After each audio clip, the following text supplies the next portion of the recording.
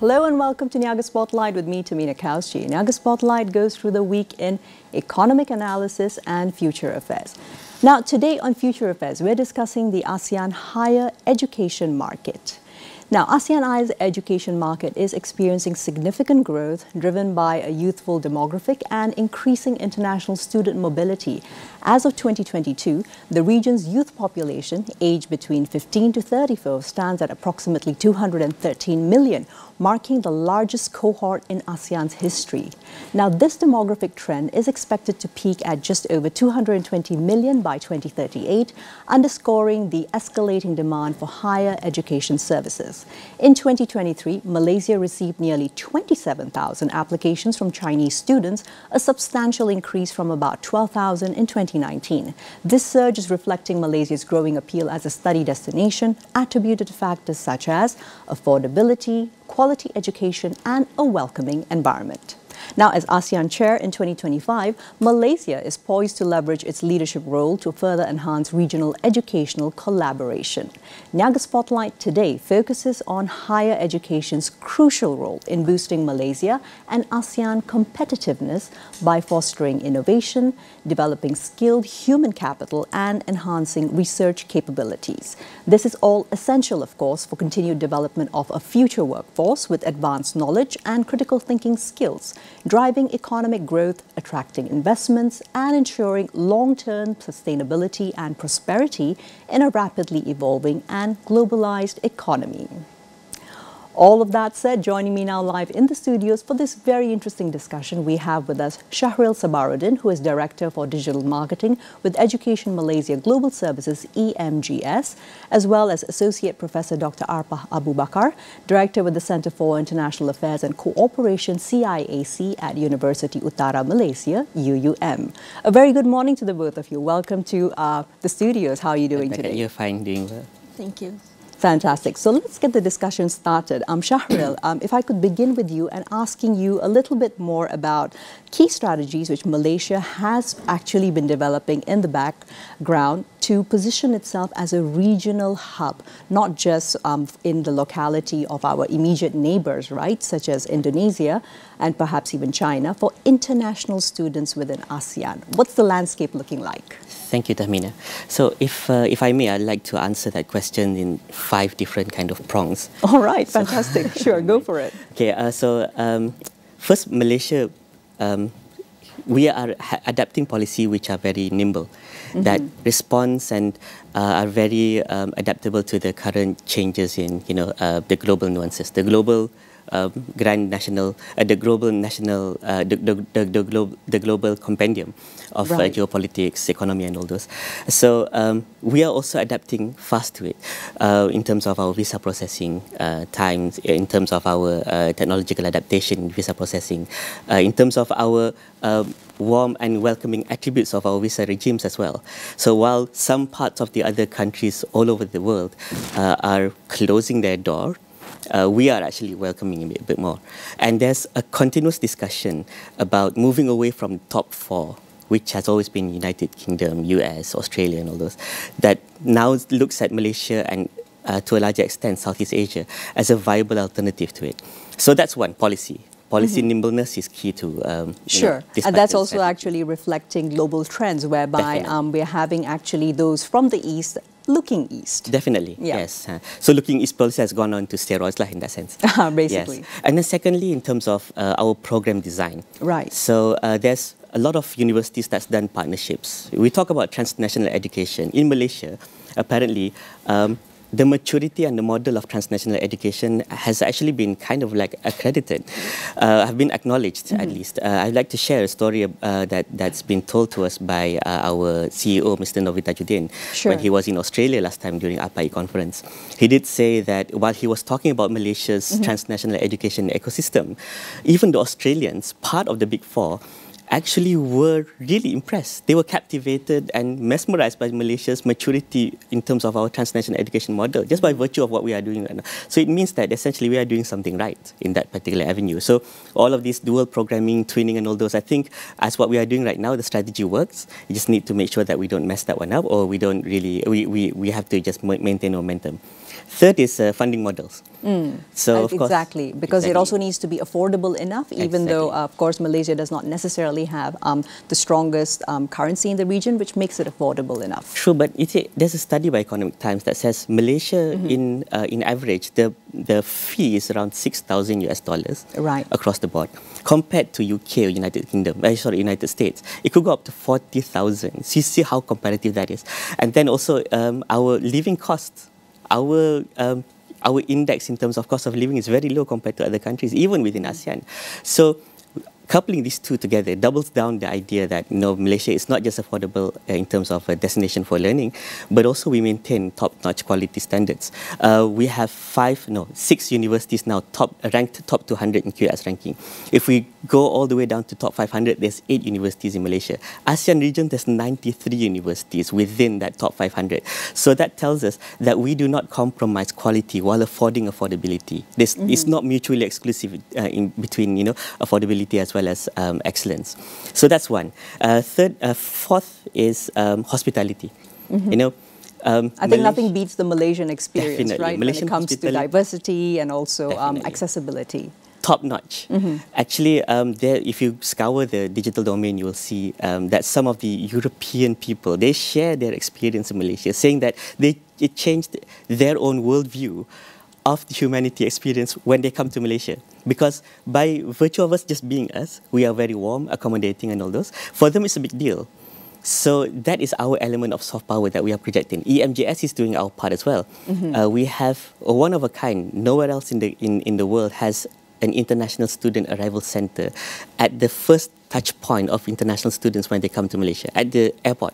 KLIA 1, KLIA 2. We have a center dedicated to handhold the students from the moment they land in Malaysia all the way to the university that they're supposed to familiarize them from the get-go. Definitely. Well, I remember back in my day, of course, showing my age, 40, that it used to be an international student center, but you had to get there at the university. Yes, right? You're left alone once you arrive. We don't do that. That's we handhold you all the way. Even we have 4 lanes, 4 or 5, I don't remember the number. There are 4 distinct lanes for express lanes for students when they arrive after they finish the document processing. They can just exit without having to go through all the queuing process, the typical queuing process of the immigration. So we have dedicated lanes in KLIA 1. So these are the hospitality that we double down on top of our natural. But also when we look at numerical numbers in terms of what we are supposed to achieve or what we imagine happening, Malaysia also wants to assert leadership. Now we are the chairman of ASEAN. We would be talking later, maybe perhaps about the ASEAN exhibition forum. That's right, exactly. So thanks so much for really setting the scene for us, Yes, Shahril. right. May I ask you, Dr. Arpa, so tell us a little bit more in detail about the ASEAN Universities Exhibition and Forum 2025. It's first going to be happening and is scheduled for early next week. Everything that went into organizing this, as well as what are some of the highlights that people can look forward to for the higher education market? All right, Jasmina. I studied Universities Education and Forum 2025, the short form AEF 2025. Right. It will be held on 24th and 25th February. It's just around the corner, and it will be held at Sunway Resort Hotel next week. Now, the AEF 2025, there are 2 main activities being done, which is the exhibitions and forum itself, and also the ASEAN Student Mobility Program. Now, the idea of having the AEF 2025 is to bring the ASEAN universities to showcase their programs, what they are going to offer to the ASEAN students. So when EMGS, Education Malaysia Global Services, come up with the idea of having AEF in Malaysia, University Utara Malaysia was thinking, instead of just having a supplier side at this country, attitude and perspective, why not we bring in the demand side as well? Okay. So that's where ASEAN Student Mobility Program comes together as one of the main activities under AEF 2025. So we started earlier. From 11, actually, we started the program with the students. University Utara Malaysia become the lead universities. But there are 12 other universities participating in this program. So it's a huge project at the national level, in which we are bringing students from ASEAN to Malaysia. And at the same time, Education Malaysia Global Services brings the universities from ASEAN to Malaysia. Exactly. So it's like an exchange. It's a two-way street, basically. Yes, yes. So we are expecting 500 students from ASEAN coming in, and I think I can share with you a little bit of statistics. Sure, please so, do. yeah, next week with the exhibitions, we have 94 exhibitors already participating in AEF 2025, and we have 11 universities as scholarship providers. And the 500 mobility students comes from 95 ASEAN universities. That's also huge. And 13 host universities. We are expecting that there will be 15 partnerships, memorandum of understanding to be signed during this event as well. And we are expecting the Honourable Minister of Higher Education will also attend during the opening ceremony. And during the closing ceremony, we are expecting the Honourable Deputy Minister of Higher Education to attend as well. Now, looking at this project, we are seeing the fact that it aligns with Minister of Higher Education agenda on internationalization. And at the same time, we are looking at, as Malaysia become the chair of ASEAN, this project also aligned with the ASEAN Master Plan on people-to-people connectivity. So, and starting it early on in life where, you know, you're still in the formative stage, especially in higher education. Thanks very much, Dr. Arpa. I think it's very interesting as well because already our latest statistics are showing us that up to 60% of Malaysia's international students come from the ASEAN region itself. Is there anything you're able to perhaps share with us with regards to ASEAN-related scholarships and initiatives that have been of interest? Okay, during the AEF 2025, there will be an announcement of the scholarship providers. There will be a platform. I think Syahrir has a better way to tell this information. But I think it's a good effort at the national level or the ASEAN level to bring in the scholarship providers so that students can have access to all these scholarship providers. So the platform itself will provide information on who are the providers and students can have easy access. Absolutely, and there's already the existing ASEAN University Network or AUN. Perhaps that could even help facilitate student mobility further. Thanks, Dr. Arpa. Moving back into asking you, Syahrir. So we were talking about ASEAN. So tell me a little more about what the perspective has been. Of course, we're already almost halfway through the first quarter of the year, but what does the rest of 2025 look like for Malaysia, especially capitalizing for the higher education market with all the opportunity that ASEAN brings and actually carrying the momentum, not just for this year, but till the next round when we get to chair ASEAN, another 10 years, right? Yeah. I think one of the core elements that we need to talk about when answering specifically this question is actually partnership. Yes. So this AEF that is going to happen soon is a strategic leeway for us to actually manage partnership in terms of basically it's an avenue where we have a convergence of intellectual capital across ASEAN countries. Just now, Dr. Arpa has mentioned well that there's 95 universities participating in several avenues. There's 500 international students from 56 universities across ASEAN. There's a lot of memorandum of understanding. That's a confluence of intellectual capital and then an avenue for partnership to actually happen. But it's also important because just now we also talked a bit about scholarship, right?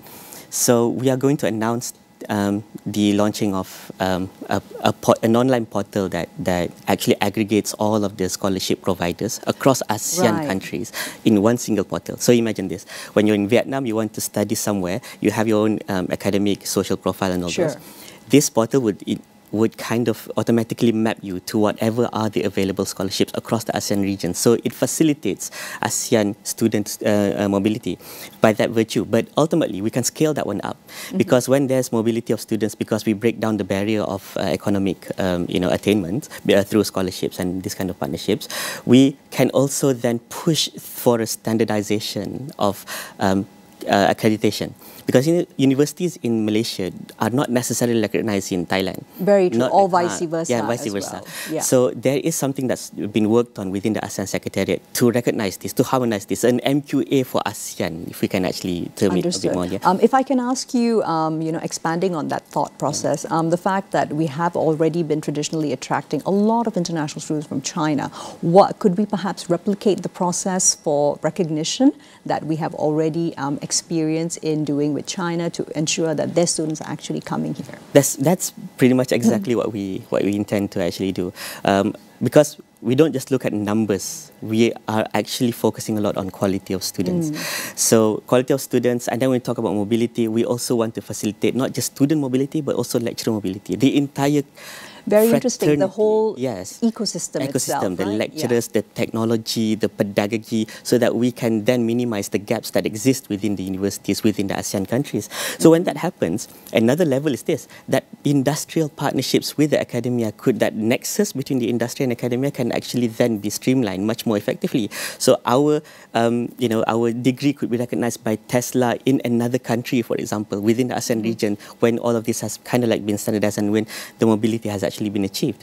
So that's why I think I also would like to kind of like emphasize that Malaysia has always been serious in making sure that all of this idealism is not just an idea on paper. It doesn't just look good as an idea. Not just a blueprint, but it translates. Yes, it translates. That's why 10 years ago, when Malaysia was also ASEAN the chair, Chair. The ASEAN Chair, we came up with the Kuala Lumpur Declaration of Higher Education, focusing a lot on TVET at that time. 10 years has passed. I think we're going to renew that commitment. We're going to put in a lot more, things that are related to disruptive technologies and also the facilitation of people-to-people movement in this particular perspective. I hope, I mean, this is my personal hope, that would be integrated into the new declaration that's perhaps going to be launched within this time when Malaysia is actually the chair. Absolutely, and actually, setting the tone for the next 10 years. So, Dr. Arpa, before we move into a quick break, could you tell us a little bit more about your thoughts on what measures perhaps educational institutions can take to sustain the momentum for the ASMP beyond 2025?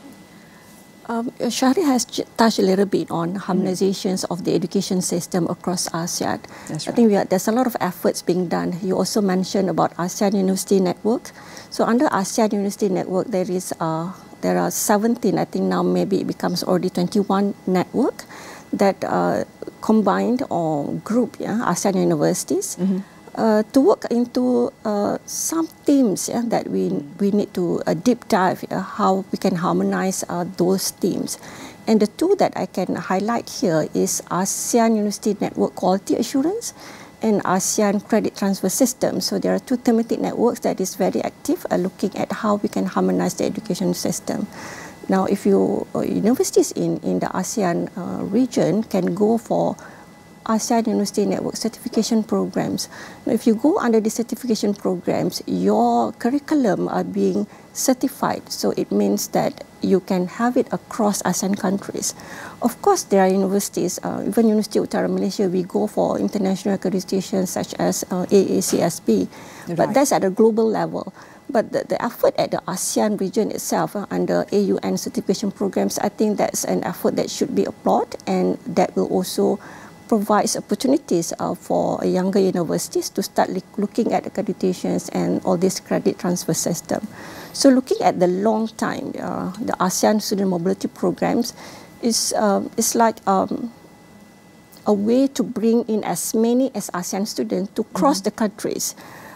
Every year, all the universities in ASEAN has their own mobility program, but these major projects actually provide more opportunities, more attractiveness in terms of what Malaysia can offer and what ASEAN can offer. Because previously, if you just come, it's one-to-one, university to university mobility exchange program. Very true. So it was sort of siloed in a sense, even though it was exclusively in the higher education market. Right, right. So this one, you have the opportunities to not only know 12 other universities, but you have the opportunity to join in AER, which is on the 25th February, in which there are 84, how many just now? The exhibitors, so you can see other universities during the exhibition. So the opportunity is huge for the student as well, for them to get to know each other, as well as to get to know other universities. So we are hoping that this is not going to be their first time or the last time. They will come again, perhaps continuing their master studies here. And it will also attract more international students to Malaysia. Exactly, and I also appreciated the fact that we're talking now also about the fact that it's about the faculty itself, and there is possibility for perhaps academic research and innovative transfer when it comes to programs and projects as well, all of which can lead into much more specialized sectors. We'll go more into detail into all of that in just a little bit, but thanks so much for the discussion so far, Dr. Arpa, as well as Shahril. Well, don't go anywhere. We'll be right back with Niaga Spotlight, speaking about tapping ASEAN's higher education market.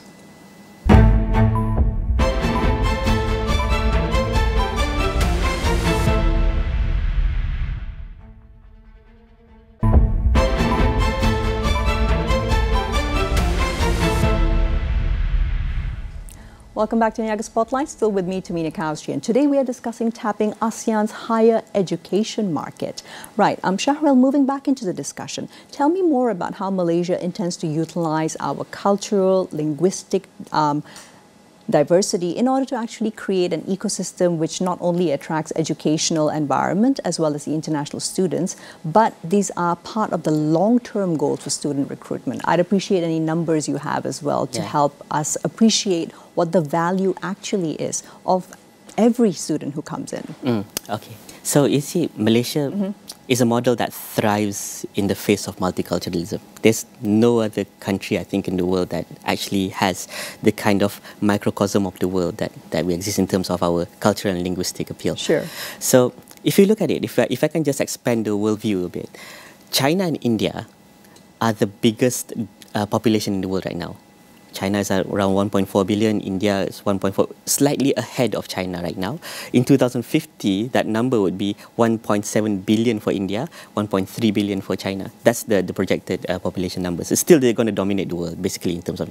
But the only country that they can feel cultural proximity is Malaysia. Because we have, elements, we have elements of their culture by virtue of us being the intersection of the west and east waterways of the world. So there's that kind of cultural proximity with the two largest population in the world right now. On top of that, Middle East countries, for example, Middle East and some part of North Africa that are Muslim-dominated and also Arabic-speaking countries, they can relate to Malaysia because we are very much Muslim-friendly. So the level of comfort is unparalleled. And then they will feel like Malaysia is a model of Muslim modernity in that area, in that sense. True to Central Asia as well. So these are some of our, by default of how we are right now, without doing anything, we already appeal in that sense. Japan, for example, they have this Lukis policy that's very, we have our Lukis policy to Japan that has actually resonated with their population quite sentimentally. So they have that kind of, sentimental attachment to Malaysia in that sense. Indonesia, of course, we are within the whole ASEAN archipelago, I think, is already cultural has that kind of cultural proximity. So by virtue of not doing anything, just by existing, we already have that kind of cultural appeal, and our linguistic. Of course, when people are exposed to our part of the world, they gain a lot more cultural nuances that gives every student a leg up in the employment potential. There's a number. I can't find, for the life of me, I can't remember which is the publication. I've been trying to look for it, but I'm quite positive and certain that there's a statistic that tells us 93% of employers are willing to give a lot more opportunities for people who have actually exposed themselves to cultural nuances, especially in Southeast Asia. So these are things that we are looking at. September 2024, Economic Times, I think, came out with an article that says specifically China is interested to work together with Southeast Asia countries, specifically countries that has this kind of microcosm of the world, in areas of higher education. So all of these just already gives us one foot in the door into the global market. But on top of that, right, we also have a global, a far-reaching global alumni. We have around almost 200,000 network of alumni. That's right. So it's not only about looking forward, but also looking to the past and trying to activate those networks. Exactly. So they talk, and some of them, they know more about Malaysia than us. I mean, do you know that... So they really made the best of their time here, going exploring and to places. And we don't appreciate, I mean, I'm not saying that all of us don't. We put this under the radar. But do you know curry puff? That okay, food? Sure. Curry puff is very nice. There's a curry puff is ranked by Taste Atlas as number 4 out of 100 tastiest pastries in the world. Okay, there's 100. I didn't know that as well. There's 100. Good to know. Curry puff number 4. Okay, Can you number 4. imagine? We never cared about that so much. This Makcik Senah doing Karipap, number 4 in the world. But on top of that, we are the 10th most peaceful country in the world. We are the 5th country with, the 5th happiest country in the world. We are the top Muslim-friendly destination. We are 24th, we have Kuala Lumpur is the 24th best student city in the world. We are the 25th country for expat living by HSBC.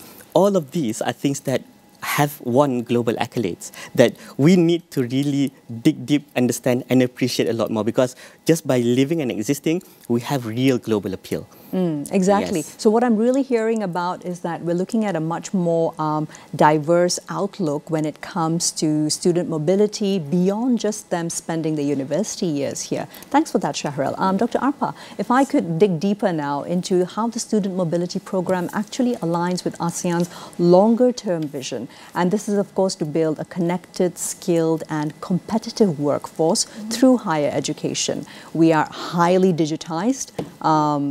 The future of education is already here, right? And sometimes there tends to be a little bit of a perspective that perhaps young people are not quite as interested to continue higher education. Let's combat that perspective. Yes, student mobility program is actually one of the main agenda in terms of internationalization of higher education itself. So all universities actually has a student mobility program. Sometimes we call it student exchange program. Some universities call it study abroad program. So it's a similar thing. And it has been going on for many, many years, but I guess students or potential students may not be aware that when they go to perhaps University of Utara Malaysia, but they actually have a chance to go to France or they have a chance to go to Indonesia.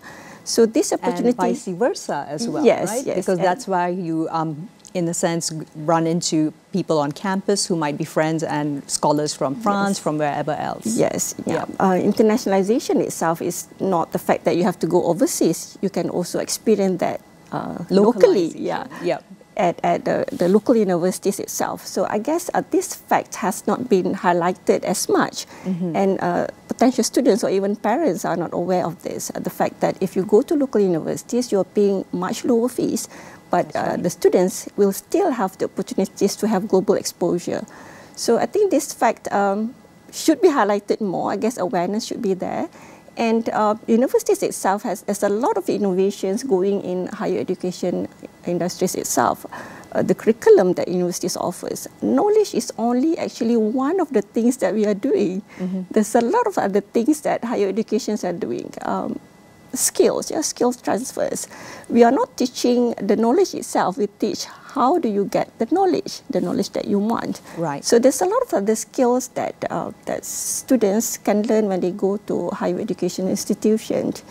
And the fact that there'll be more activities outside the classroom. Of course, it can be an online activities, but mobility program is one of the things that we are doing to make sure that you are not only learning conventionally in class, there's a lot of other things that you are doing, the skills that you will gain. And in terms of curriculum itself, there's a lot of innovation. One thing perhaps I can highlight is professional certification programs. Accounting program especially, if you go to local universities, you will graduate not only with some credit transfers to the professional certification programs, some universities even provide full certification programs. So you graduate with a degree in accounting and at the same time you have ACCA. Right. So, very different from even something basically 5 years ago, right? Right. And currently there's a lot of things like micro-credentials, the opportunities for non-traditional students to learn at their own pace, which they don't have to go, register at university and stay for 4 years. Those are gone days. You can learn at your own ways. And students can also take a break during their studies. So things are getting really different now.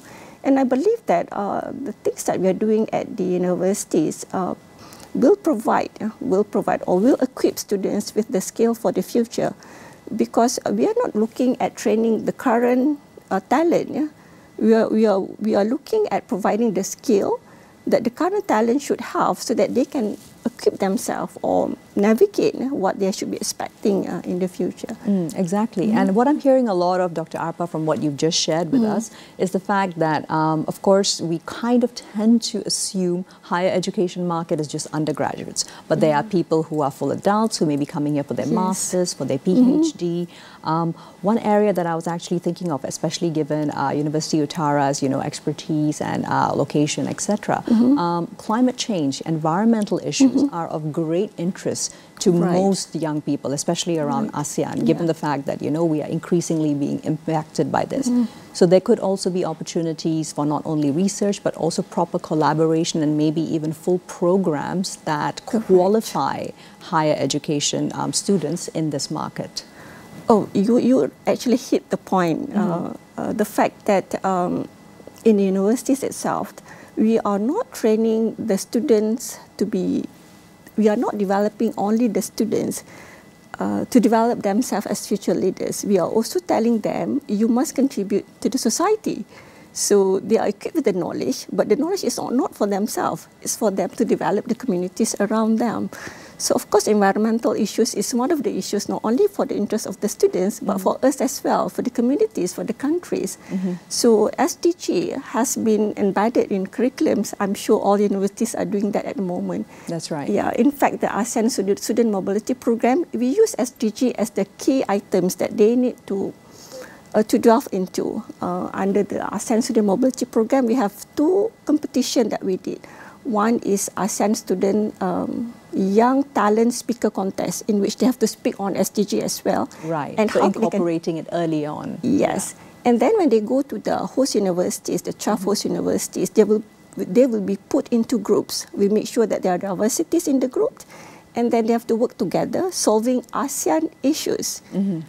Using SDG as well. So they are working on putting their brains together on the same table, try to work. Those are the many skills that... And I'm actually thinking of how many opportunities there are, because we, of course, cover quite often the green economy, the blue economy, etc. Sustainability, which is a part of every public listed company, not just in Malaysia, but around ASEAN, right? Right, so and understanding each other's issues at the younger age. I believe this is huge impact that we're going to develop. And I hope that it will happen again and again, and we can do this a lot more. Exactly, and this is just the start of it all. So Shahril, going back into perhaps digging a little bit deeper, but let's now cast the lens a little wider than ASEAN, since we're already here. Now, what opportunities is Malaysia seeing for emerging international markets? We were talking about Africa, the Middle East a little. Let's look at South Asia in particular. South Asia also, of course, for example, we've got neighbors like Vietnam, Singapore. Would we also be looking at exploring how to get those from more competitive higher education markets to come to Malaysia to study, and vice versa? Okay, well, opportunities emerge through challenges that are actually existing in the global outlook right now. With US's increasingly closed-door policies, Australians cap in terms of how many students that they get. That's right, and getting a lot harsher with the doling of student visas. And we are seeing this, US is always the trendsetter, right? So the wind of change might blow the domino from effect, there. as we say. Right. Yeah. So while Malaysia and to a larger extent Southeast Asia maintains their open door and warm welcoming policy, we can take advantage of that kind of threat. But if we look at it, if we kind of like put a spotlight on different kind of regions, and we talk specifically on strategy, Africa is a very promising market. Okay. Africa, as it is right now, from the population, 60% of people in Africa are aged 0 to 25 years old below. It's a very youthful market over there in Africa. In 2050, that number might climb up to 65%. There's a lot of this market of youth in Africa. Incredible. And their population is set to double. So we need to really specifically delve into the demographic makeup, the economic challenges, the internet penetration rate over there, how we can actually then, be visible over there. Be visible. Yeah, the awareness campaigns need to be actually done. We have data to help support our marketing activities in specific countries. Sometimes we treat this as a region, like Africa. Some of them we look at it on a country-specific kind of lens. On top of that, like Middle East and North Africa, we clump them together as MENA because of in virtue of Muslim dominance and then also their Arabic-speaking countries. So we bespoke our strategies to kind of like fit the tailored nuances. approaches. Yeah, in that's a right. So it has to sense. be something that suits the audience and the demographic. But the appeal that we have, Doctor, in Malaysia is actually we also are predominantly English-speaking. 70% of our courses are taught in English. So it makes that kind of language barrier a bit more easier for them to overcome and then That's also right. to see Malaysia as viable as a destination. If we look at South Asia is like Bangladesh, India, Pakistan, Sri Lanka. India is of course big market. Bangladesh last time we saw a decrease in terms of student application, but it's due to the political uncertainty over there. And last year there was this whole thing about Yes, a whole changeover of government and change of government. So we're looking at an influx this year, compounding from last year's miss and then also this year's new application. So Bangladesh is going to be huge. The question is then, are we able to then to fit that kind of capacity, because we are seeing this influx is going to be needed. And then also our process to enable proper vetting so that we can ensure that quality students are the only one accepted to Malaysia. So, that is one thing that we are looking at. And Central Asia, similarly to MENA, they're also looking at Malaysia as a model Muslim country, a modern Muslim country. So it's driven by a largely youthful workforce, youthful administration. So there's a huge generation gap there, but the youthful demographics are very in tune to what's happening in Malaysia. And then it's evident in the application numbers. Last year alone, Central Asia had an increase of up to almost 80% of application numbers. Kazakhstan alone, up to almost 150% increase of student application, means the interest is there. We have a significant market voice. I have to agree with that. Yes, definitely. And these are people who are very much qualified to study. They are good in terms of their command of English, and then they are really seeking for career advancement. But on top of that, right, ASEAN is something that we need to look at. ASEAN, if we just look at Malaysia, Malaysia is like number 33, 34 in terms of size of economy in the world. Correct. If we blow up and zoom out to ASEAN, then look at all 10 countries, yes. We become number 5 in terms of the size of economy. And we're close to 1 billion people, just about 200 million shy. 680 million right now. You said just now in your opening statement, 213 million youth up to age of 35. That's what, 30-something% of the population. So we are a dynamic youth market here in ASEAN. The problem is this, that even though we look at a number encouraging from ASEAN countries, total percentage of mobility of students within ASEAN countries is only 9.4%. So there's huge opportunities that we need to fill up in terms of the gap within ASEAN first. We sort out the mobility in ASEAN through the means that I perhaps mentioned before, the harmonization of qualification and all those. And also, if we can expand our graduate visa program to accommodate a lot of ASEAN countries, I believe that then we can actually tap that huge market that ASEAN has ready for us. Absolutely. Definitely. Thank you so much for that, Shahril. So Dr. Arpa. Can I add absolutely. on, Please add on that? I guess awareness on what we are offering is not there yet. So AEF is definitely one of the things that will promote that. In fact, in Malaysia, we have international branch campus. The branding is there. You don't have to go to UK to go to Harvard Ward. You can study here, come to Malaysia and access UK university's education program. So I think that's a huge opportunity there. But I think the awareness may not be there yet. There's a lot to be done on our side, actually, If I can double down on that again.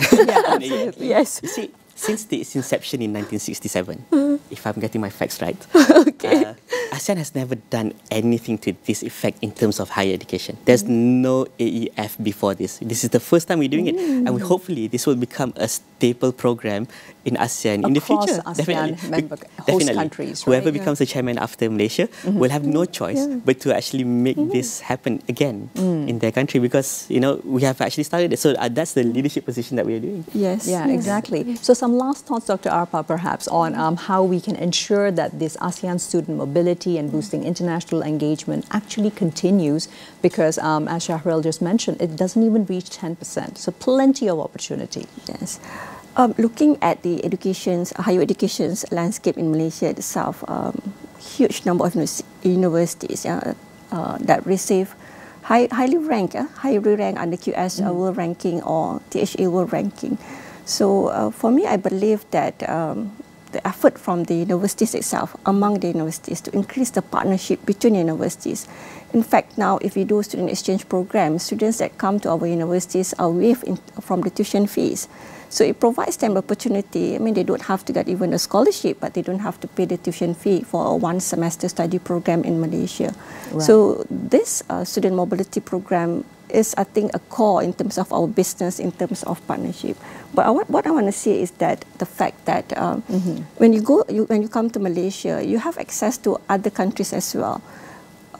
With our ranking at the moment, we have a huge number of partnership to our European countries or US countries as well, to the top universities. So for example, at University Utara Malaysia, you can come and take our program, do 2 years at our program, and third year you can go to UK universities, get a degree there as well. It's a transfer program. So you are paying University Utara Malaysia tuition fee. It's a lot cheaper. So it can be an access to other universities as well. And we are working a lot on this landscape as well, even between ASEAN universities. So you can come to Malaysia, and then you can go to Indonesia, and you get 2 degrees. Fantastic. Dr. Arpa, as well as Shahril, it's been such an interesting discussion, plenty of opportunity ahead, and of course, encouraging everyone to attend AEF 2025. Definitely. Yes.